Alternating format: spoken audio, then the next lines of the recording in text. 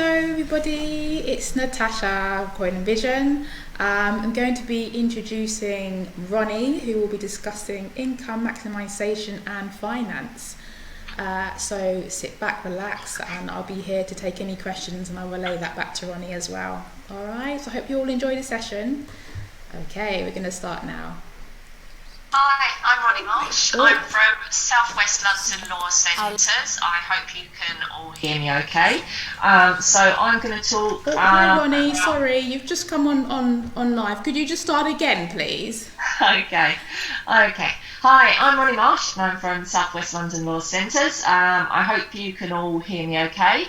So I am going to be talking today about matters around finance, and especially because of the unusual situation we're all in at the moment with coronavirus, which has affected a lot of people's incomes. So I'm going to be going through, and I've also had some questions to answer for you as well that have been submitted before this session, so I'm going to make sure I cover those. So the first thing I'm going to do is I'm going to cover council tax, because this is one of the biggest areas that people are having problems with at the moment. If your income has changed, and I'm assuming you're all in Croydon, so this is going to be very Croydon centric, but if you have any questions about other boroughs or areas, I've probably got the information for that. But if you're in Croydon, what you can do is, if your income has gone down, which a lot of people has, you can, if you're not already getting it, apply it for council tax support. This is applied for either online at www.croydon.gov.uk, or if you are someone who is not able to use a computer, then you can ring the council on 0208 726 6000 and ask for their help to make the application, and they should be able to assist you. For those of you who are already paying the council tax and you're having difficulties, one of the things you can also ask for is what they call a deferred council tax instalment. It's basically a payment holiday. So with Croydon, you pay in 10 monthly instalments, so you don't have an instalment in February or in March. If you're suffering from corona problems with your income, you can ask them to defer 2 of your instalments and move them so you pay in February and March 2021 instead. There's an online form to fill that in at the Croydon website, which I'm not going to read out the link to because it goes on for ages, but just search for deferred council tax instalment with 1 F and 2 R's, or again, if you're not able to use a computer, just contact council on 0208 726 6000. Because I think the instalments are due normally on the 5th of the month, which is tomorrow, so do that quickly if you need to. Okay, so I'm going to cover one of the first questions that I've been asked. I see a lot of adverts saying that I can get my debt written off, but when I've contacted organisations, they've told me I'm not eligible as I am not working. Why is this? Okay, so that question is about something called an individual voluntary arrangement. It's a form of insolvency. Insolvency is a banner that covers bankruptcy, debt relief order and IVAs. It's where you're saying, I am unable to pay my debts, and in the case of an IVA, an individual voluntary arrangement, you're saying, because my finances are so, I can afford to make monthly payments over a fixed term, and under this legal agreement, at the end of that term, the rest of my debts will be wiped out. It's if you're on low income, if you are on variable income, where your income goes up and down, it's not really an option that is going to be suitable for you, but it's quite a profitable option for the companies who do it, because they get paid quite a large fee as a result of it. So it's something that is advertised quite widely, and you also get random text messages about it as well, which you shouldn't do, but as you know, we all get random text messages that we shouldn't do. So that's what that question's about. Okay, so The next question is, I have recently become unemployed and have various debts outstanding, including credit card, loan and mortgage. What can I do? Well, there have been lots of things put in place to deal with that by the Financial Conduct Authority. So I'm going to run through some of them right now. Now, first of all, the mortgage, that has just changed. The change comes through on Thursday. It started off, you could ask for a 3-month mortgage holiday. That was from 20th of March for 3 months, but obviously that's coming to an end now. So the government has extended that scheme, and it has to be offered unless it is not in the customer's best interest.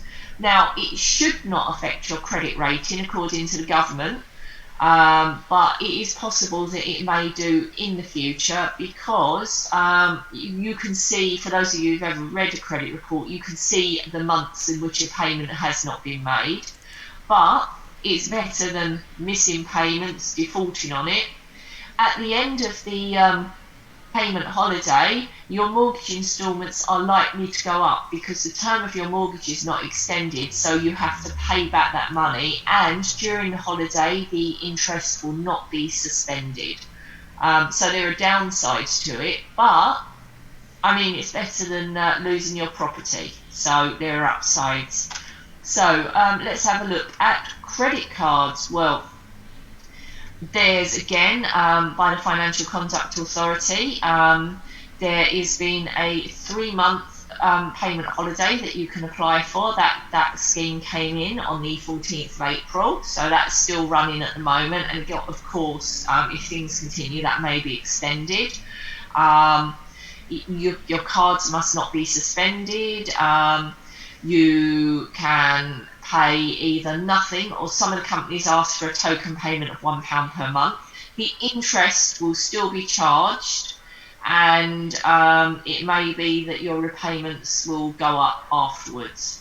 Okay, and the other thing I was asked about was loans, and that is exactly the same as the credit cards, and it will also cover store cards as well. Okay. So let's have a look at some of the other types of credits you might have. There's payday loans, where you are asked to repay, on a certain date normally. It's not a normal personal loan where you make monthly instalments. A payday loan is one where you pay back on a certain date, so you can ask for that to be frozen. That's currently for 1 month, but we're hoping that is going to be extended. Oh, it has, sorry, I've just got noticed here. Sorry, there are new things coming through all the time. So that is for 3 months. You're allowed to defer the payment for 3 months. Some of you may have buy now, pay later agreements. And again, it can extend that promotional period by 3 months. So you have to request it within the promotional period. So I know some of the stores and catalogues will say, buy this and you don't pay for it till October. Well, if your payment date is within the next 3 months, you should definitely ask them to extend it. Pawnbroking. So this is where you've got some goods, you've put them into the pawn shop, and you have to pay money to get your goods back. Now, quite a few of the pawn shops are actually closed at the moment, and they have, the local ones, contacted their clients and told them, we've given you a payment holiday because the shop is closed and we will contact you. But you can also ask for a payment holiday as well of 3 months, and that started on the 27th of April, so that would run through to July. Some of you may have hire purchase, and again you can ask for 3 months on that, and also certain motor purchases as well. But you need to be aware that on a lot of these you may end up paying extra, and interest will still be added during the points that they are frozen. Okay, so that's a lot about the payment holidays that you can apply for.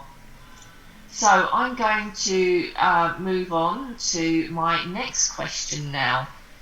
I've had contact with a debt management company who say I should ignore all my default letters, send them on to them, and that I can pay a set amount of money a month and they will share it between my debtors.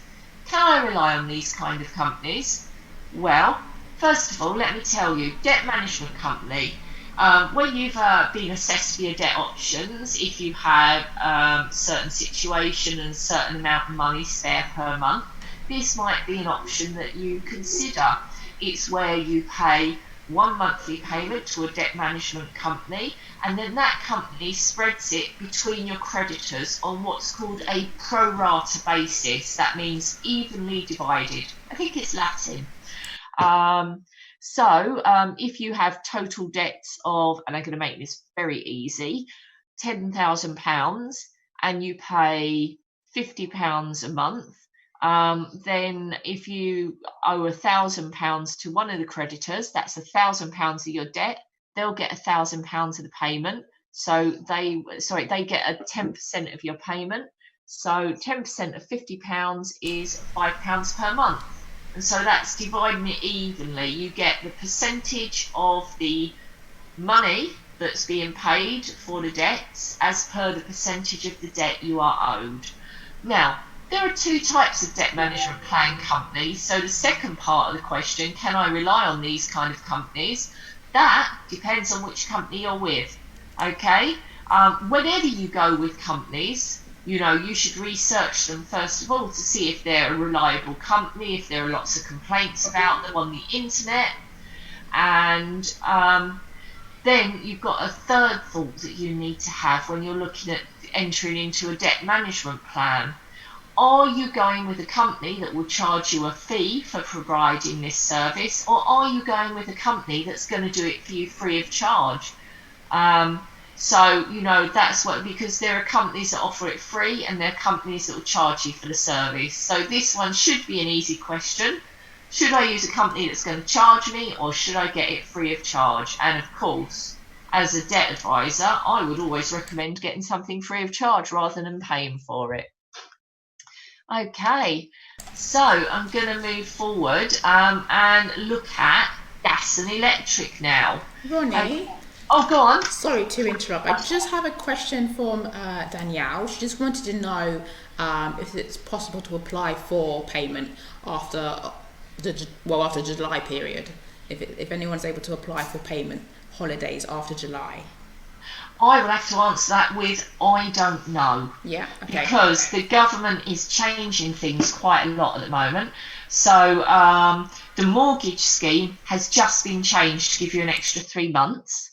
And you'll have seen things on the TV, heard them on the radio, or even read them in the newspapers. Of course, not real newspapers, online ones at the moment.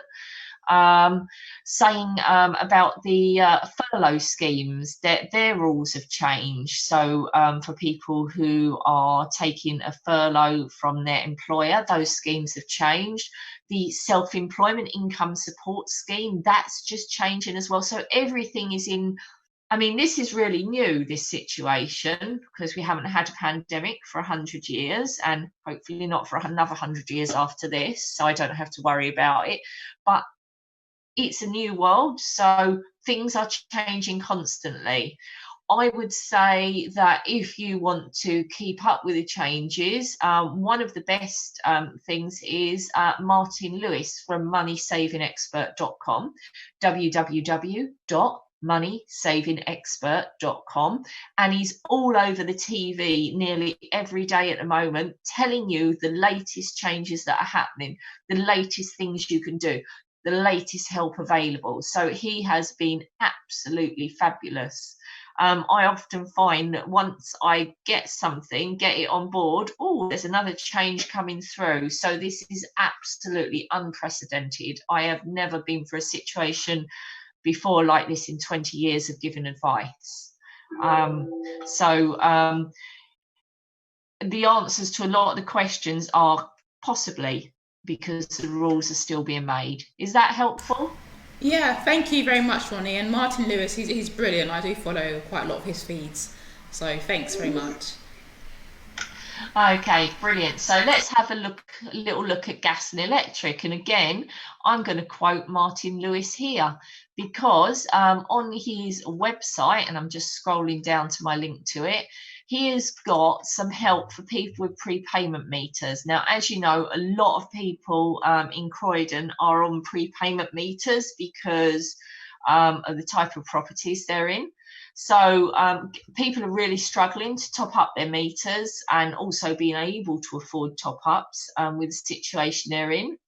So Martin Lewis has got an up-to-date section on his website called Energy Bill Help, including how to top up prepaid meters, that has the latest information on it for each of the companies, because there are so many companies. So first of all, if you are a vulnerable person, I would recommend you contact your gas and electric to sign up for what's called the Priority Services Register.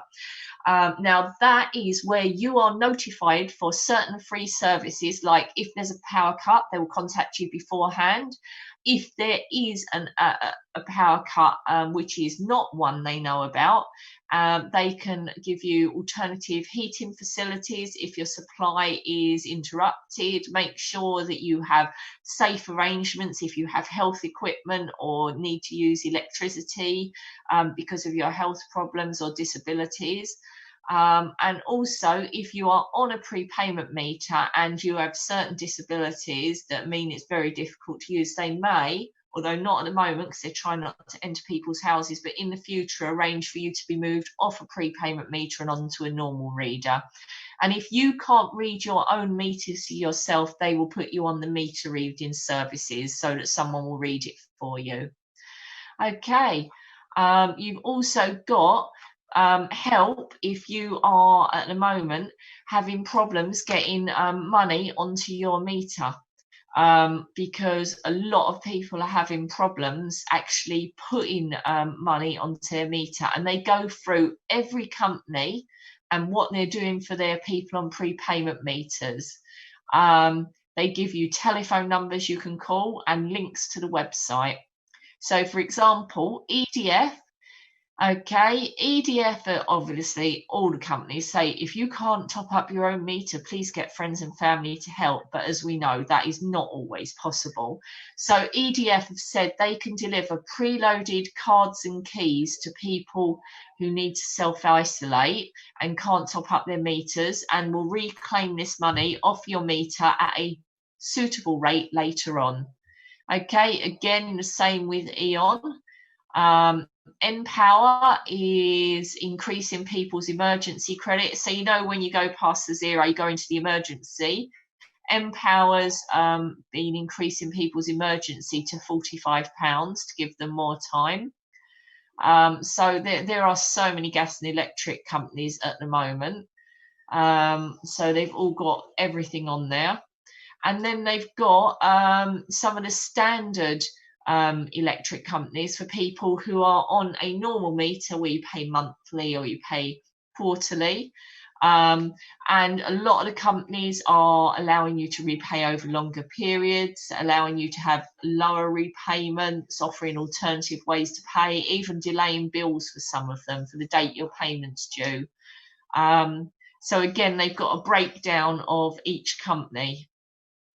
And something else he suggests, for those of you who aren't in debt with your electric or gas companies, why don't you switch to a cheaper supplier? Okay, and he's got a whole thing about how to switch, how to get a good deal and make sure you still get good customer service.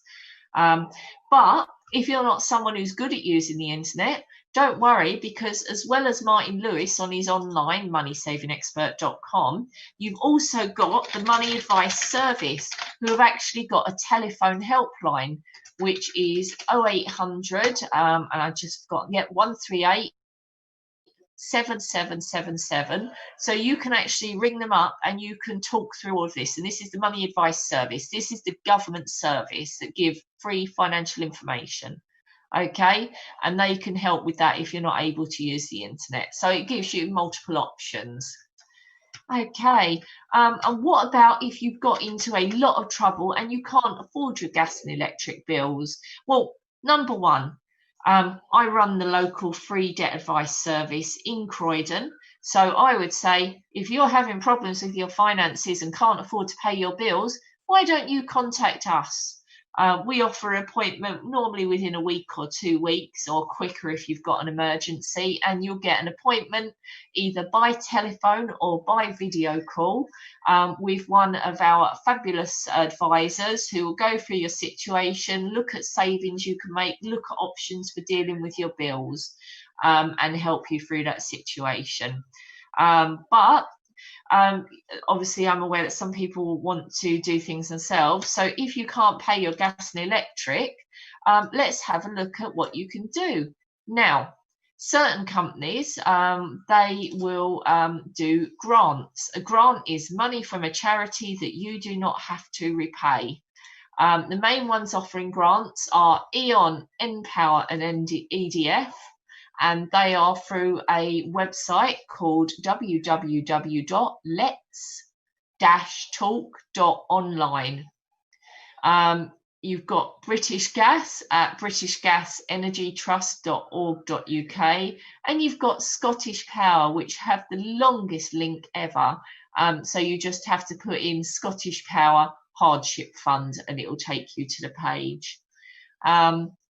So that's for your gas and electric. They will assess your financial situation using an online application, normally about 8 pages long, including a full financial breakdown of your situation. And if you meet their criteria, then they will write off your debts, allowing you to start over again. For those of you who are on Thames Water, there's also a Thames Water grant fund that does the same, and you just put in Thames Water Customer Assistance Fund, and that will get you to that part.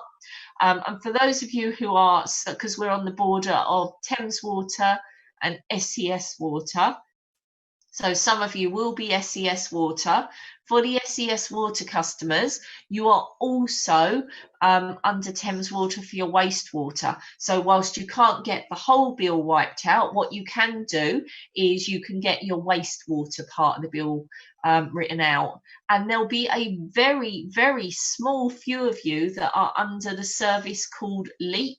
That's LEEP for your water. It's not very common in Croydon, but there are some properties that have been taken over. And again, they have grants that you can apply for.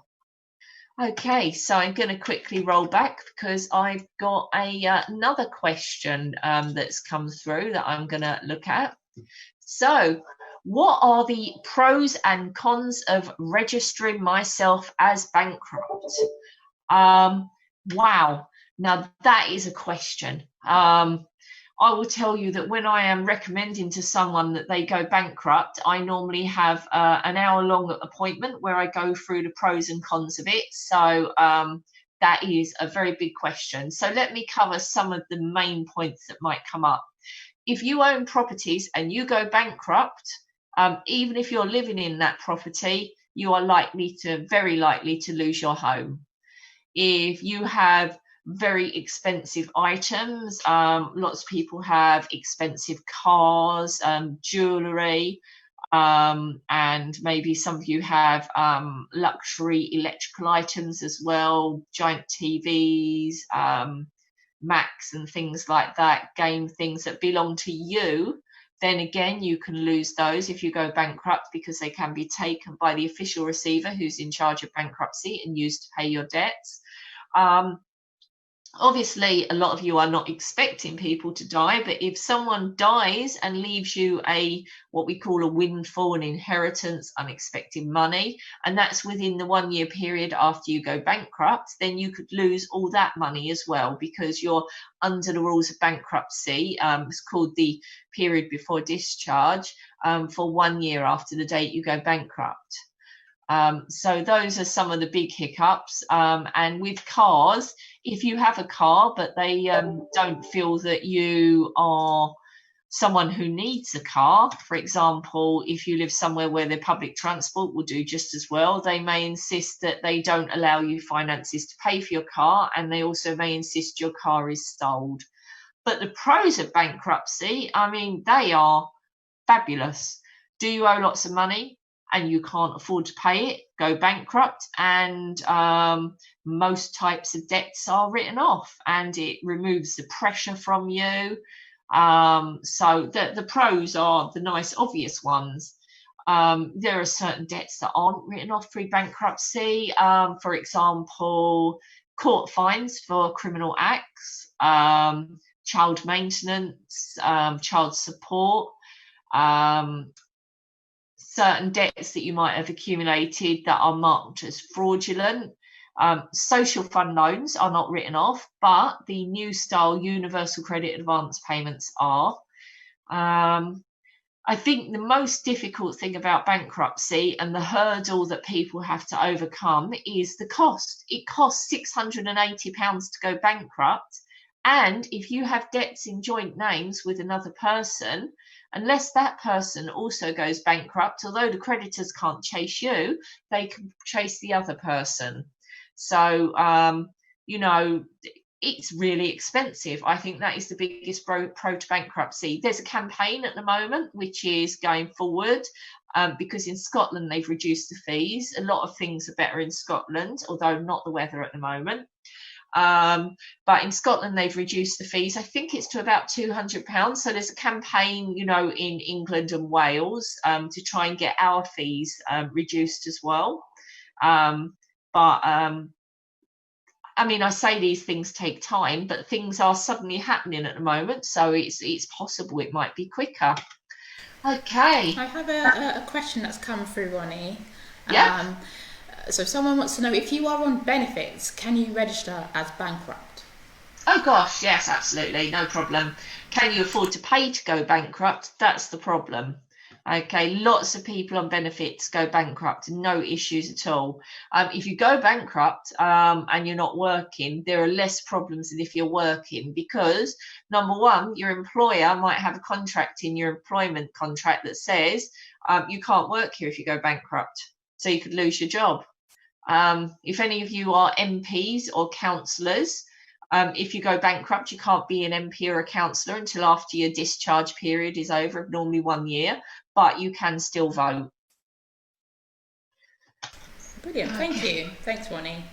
No problem at all.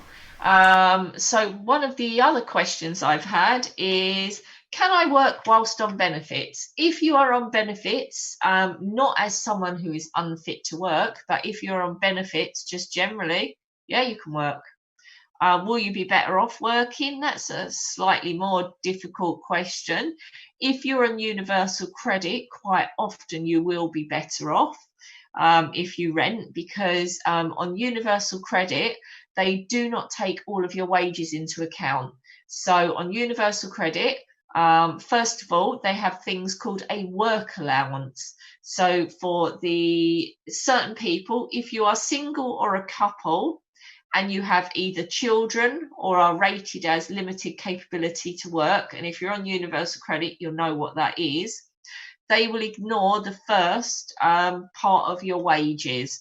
And if you are paying rent at all through universal credit, you get the lower rate of work allowance, so they ignore the first £292 of your wages.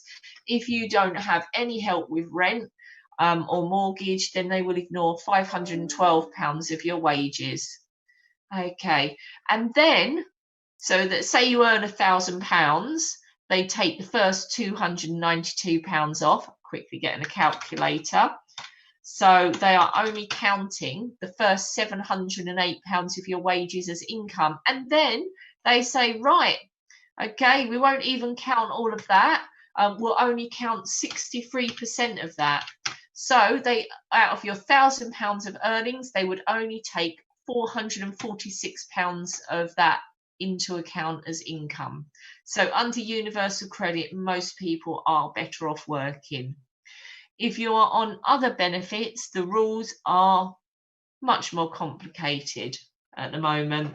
I am aware that in Croydon, most of you are on universal credit.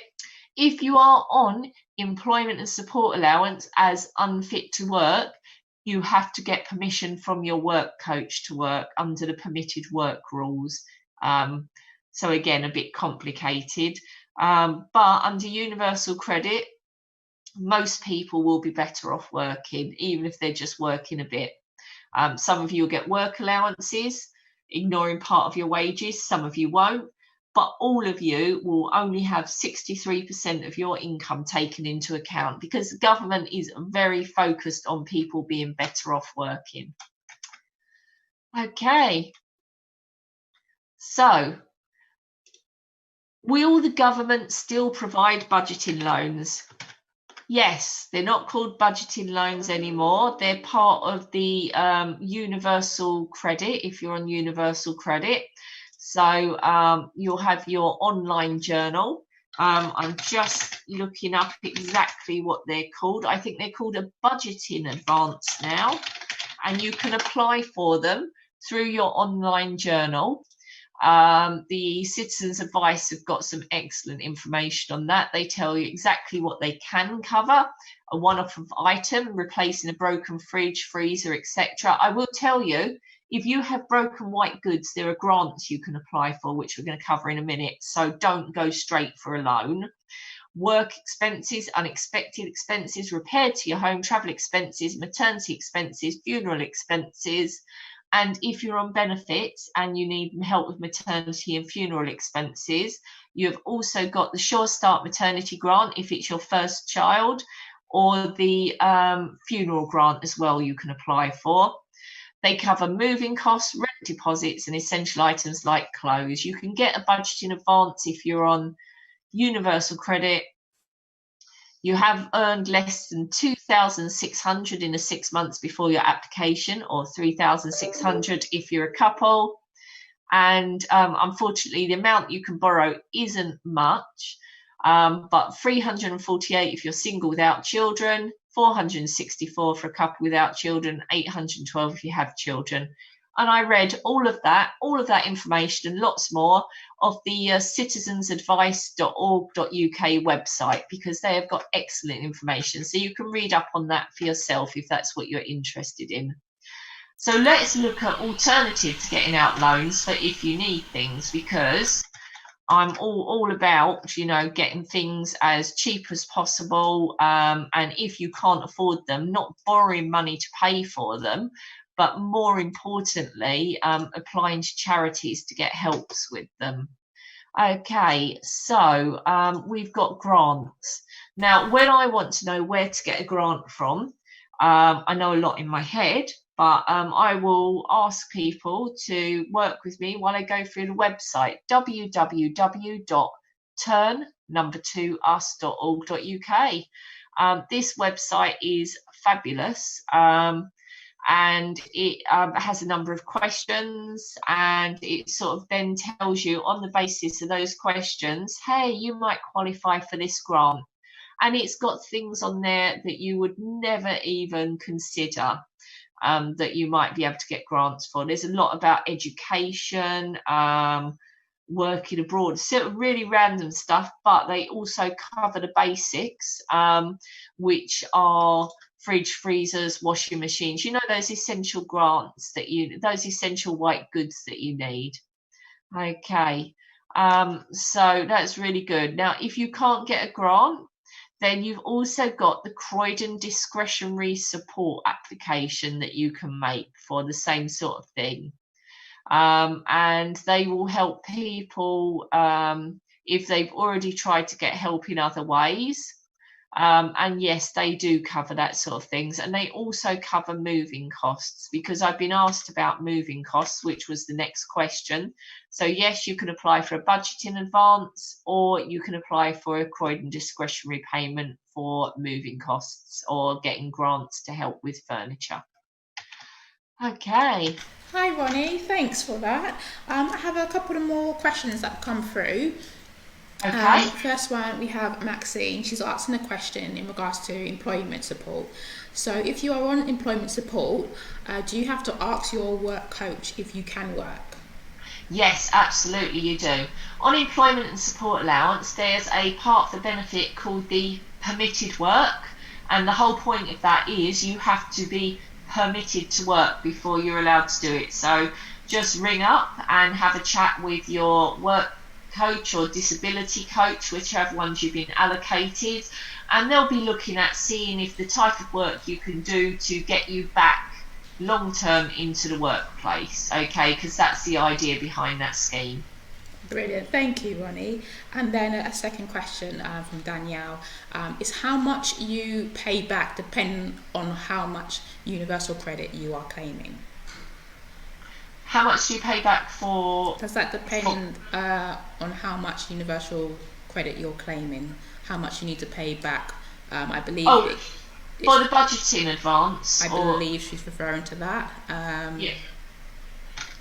Okay, so for the budgeting advance, I'm just bringing up the information. So when you first start out at universal credit, you get something called an advance payment. Okay, and that is absolutely standard and set by law, and you pay that back over the next 12 months. Okay, that's normally the first ever loan you get from universal credit is your advance payment. If you are having difficulties, you can apply for a 3-month period with no repayments, and you're allowed 1 3-month period.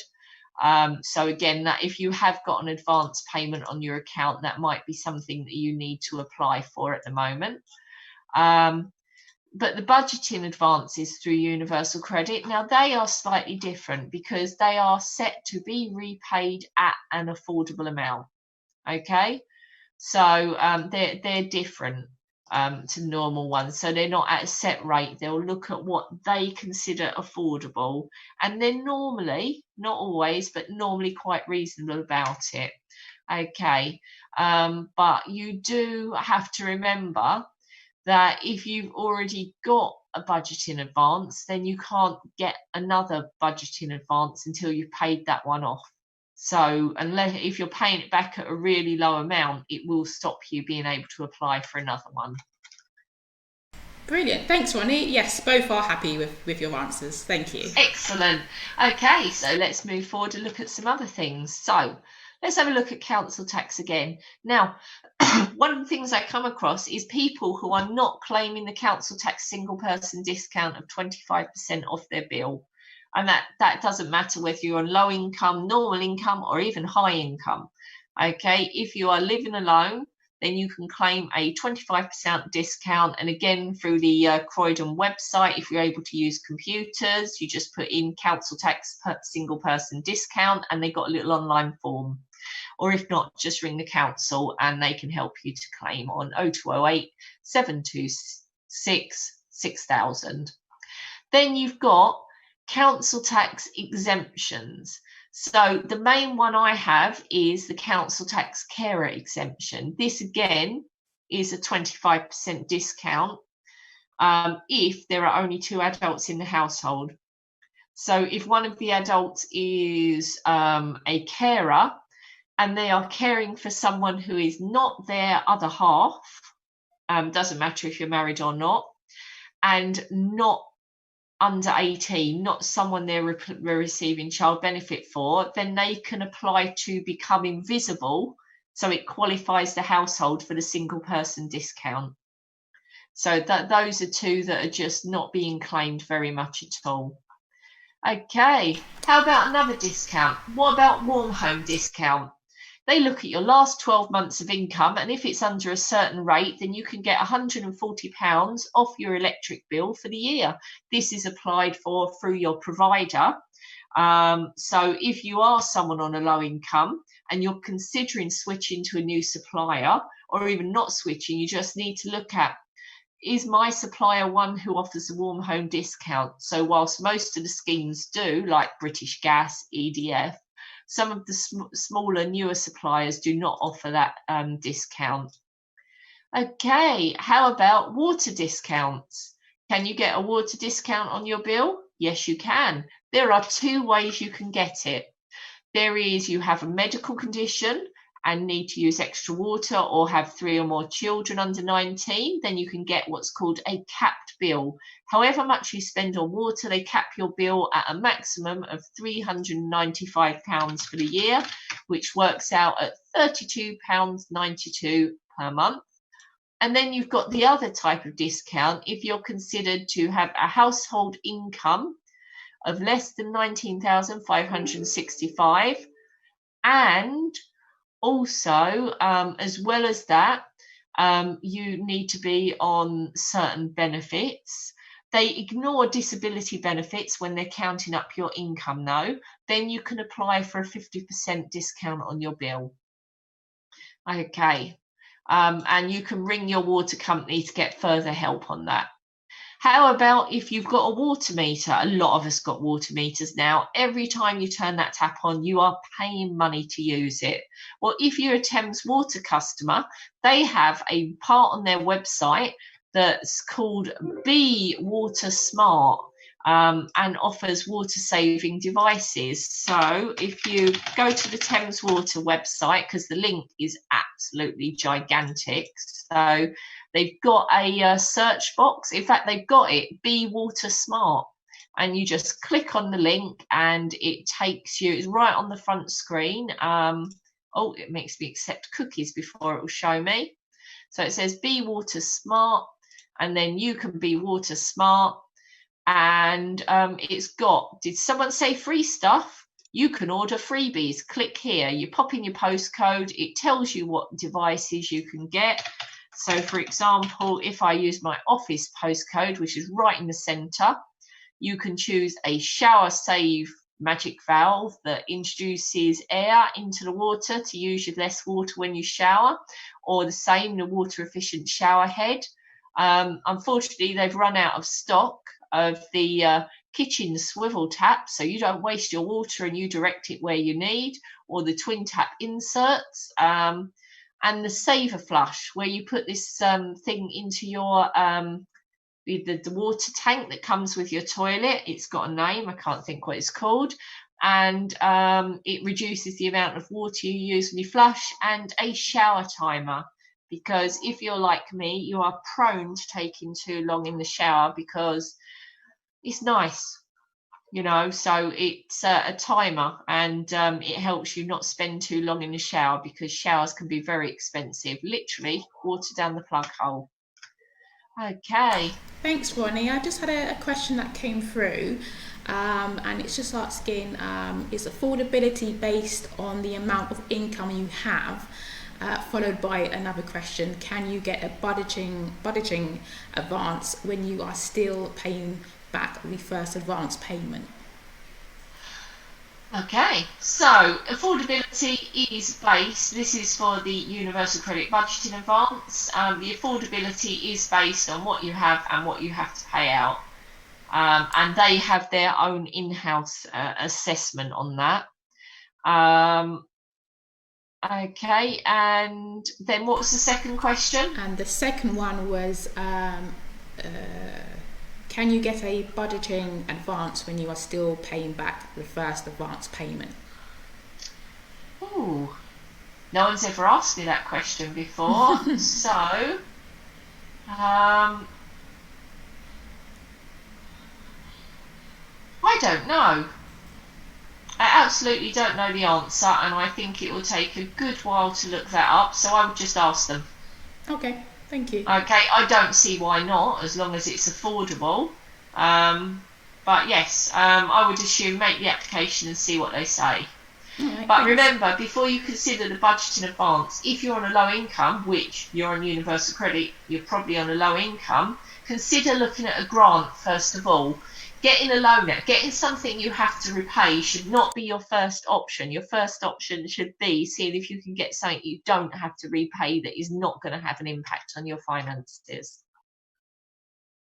Okay, so let's have a look at health benefits. Now, some of you, if you're on benefits, you get your health costs free through the benefits you're on. If you're on Universal Credit and you earn under the appropriate earnings limit, either 435 or 935, then you get your prescriptions, medical, dental, all free of charge.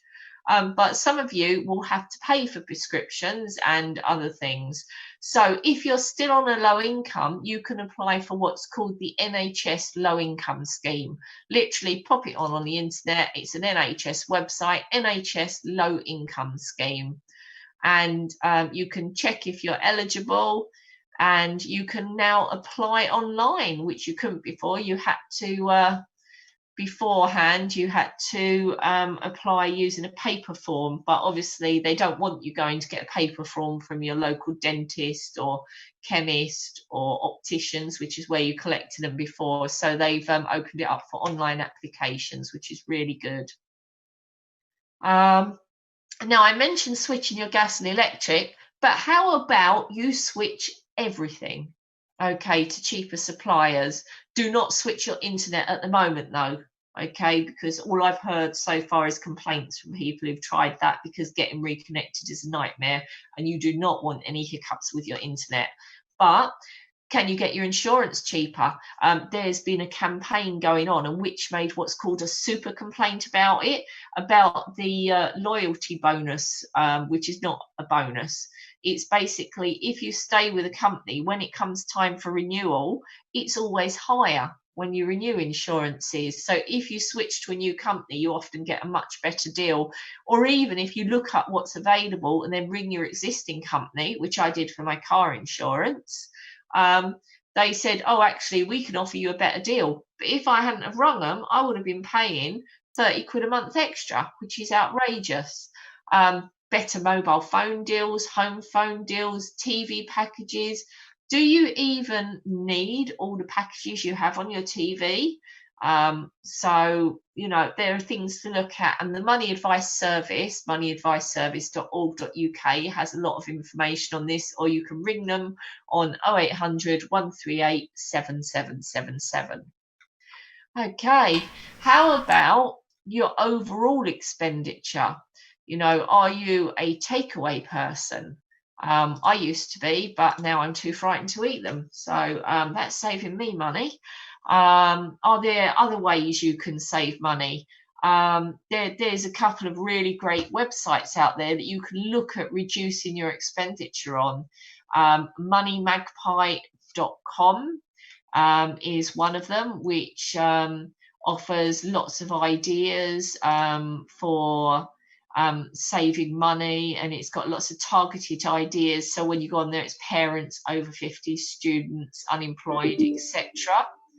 So that's quite a good website. And one I found recently was skintdad.co.uk, and it's for obviously a father who was skint, and it looks at all sorts of offers and deals.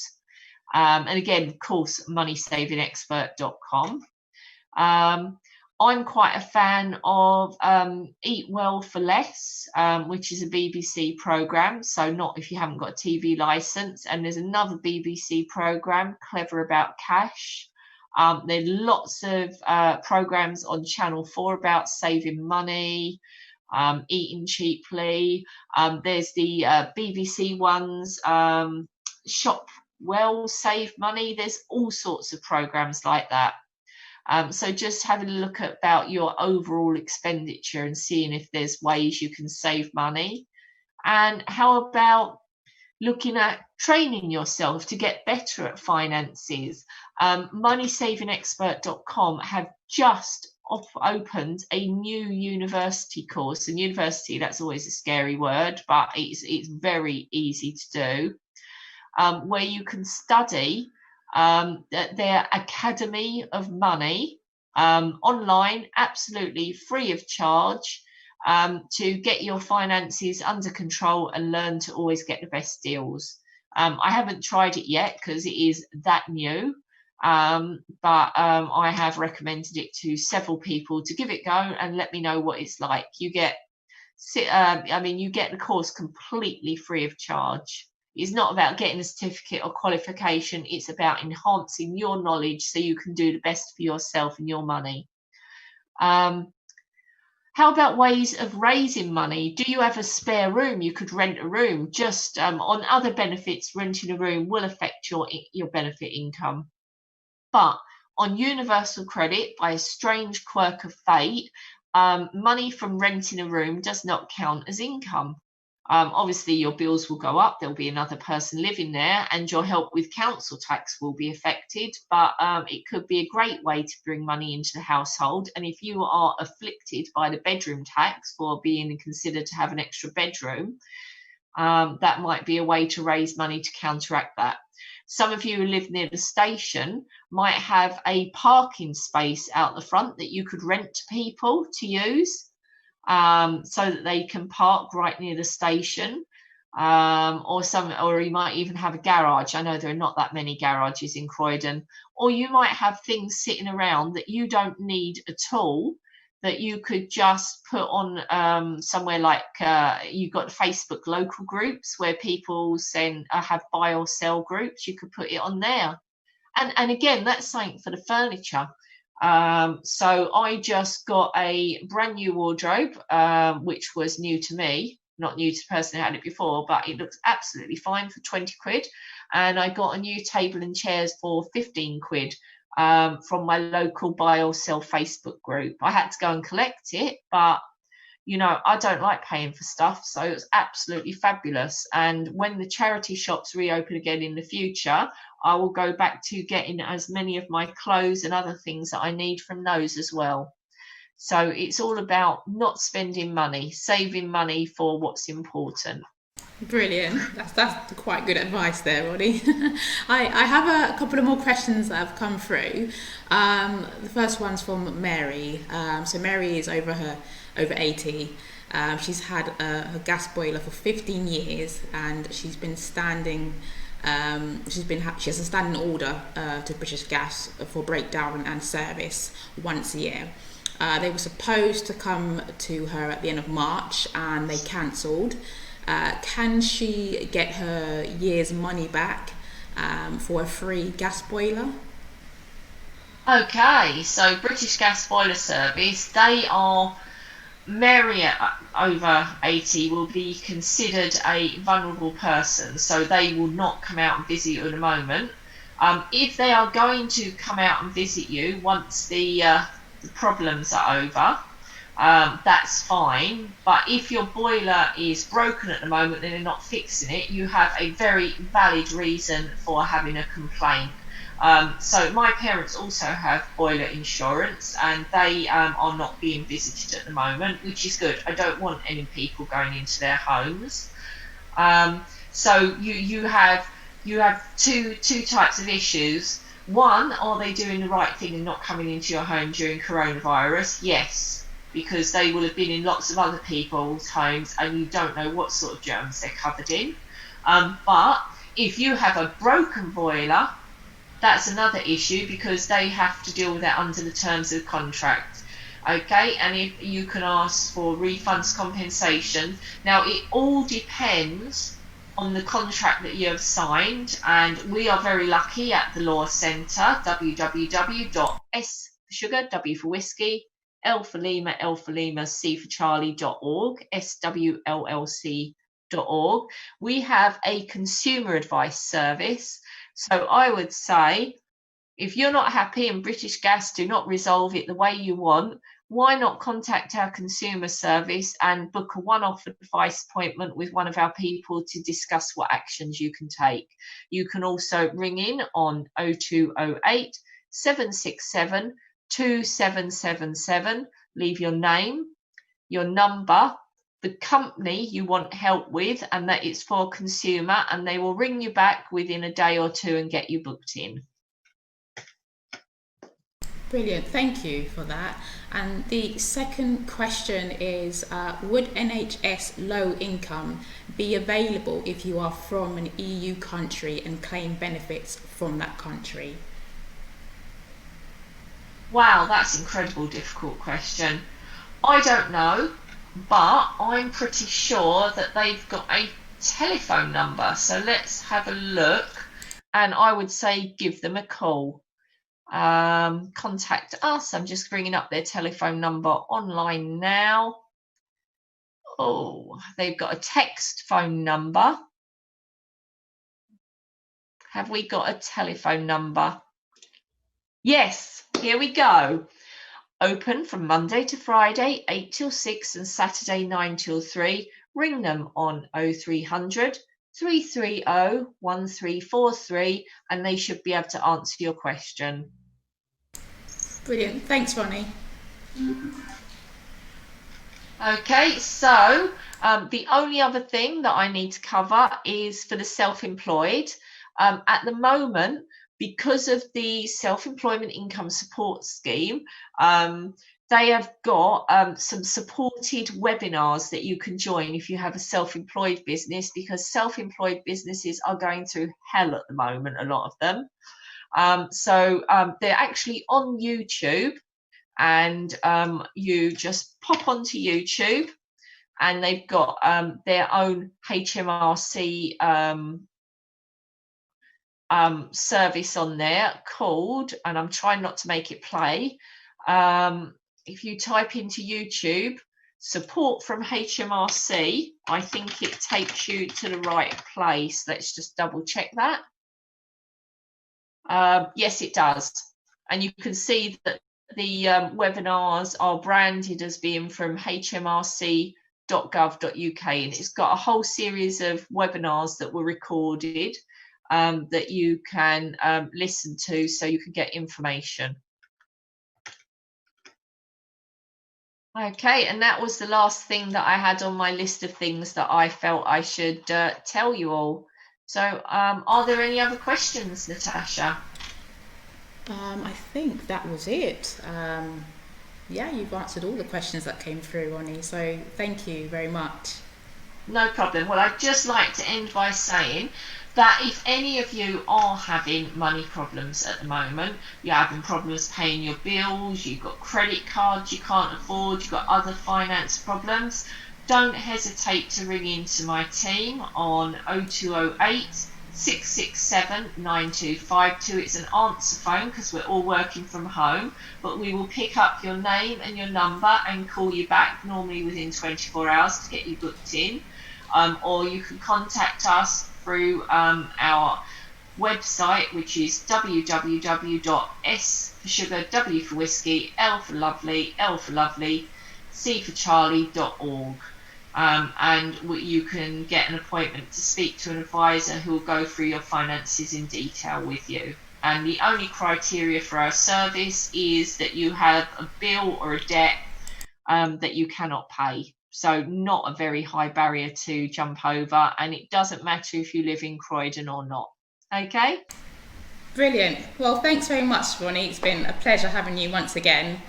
No problem. Thank you now. Bye-bye. Bye-bye.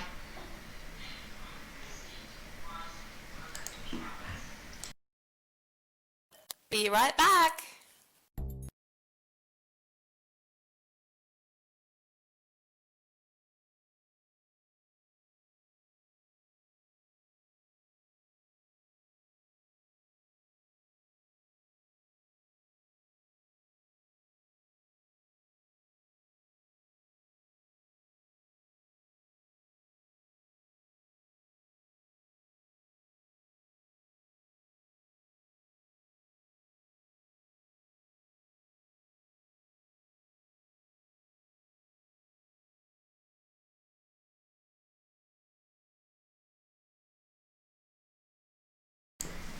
Hello, everyone. So that was a very good session. Very, very useful. So I'm going to tell you a little bit about next week. So next week, Thursday 11th, we'll be back here live on Facebook at 1 o'clock. Having a talk tech session and making sausage rolls. Yum, yum. So to begin with, for meat sausage rolls, you will need 500 grams of sausage meat, 1 red onion, 1 packet of puff pastry, so that's normally sold in the shop and it's in a roll, 1 beaten egg, and seasoning, so anything like salt, pepper, or herbs. And then we have a vegetarian option, so for cheese and onion rolls, you will need 3 large potatoes, pre-cooked and mashed, 300 grams of grated mature cheddar, 2 onions, so that's 2 large onions, 1 packed puff pastry, again that's pre-made and that's in a roll, and 1 egg that's beaten, and seasoning, salt or pepper or whichever you would like to use. So thank you very much, and we'll see you again next week, Thursday at 1 o'clock. Take care, everybody. Bye bye.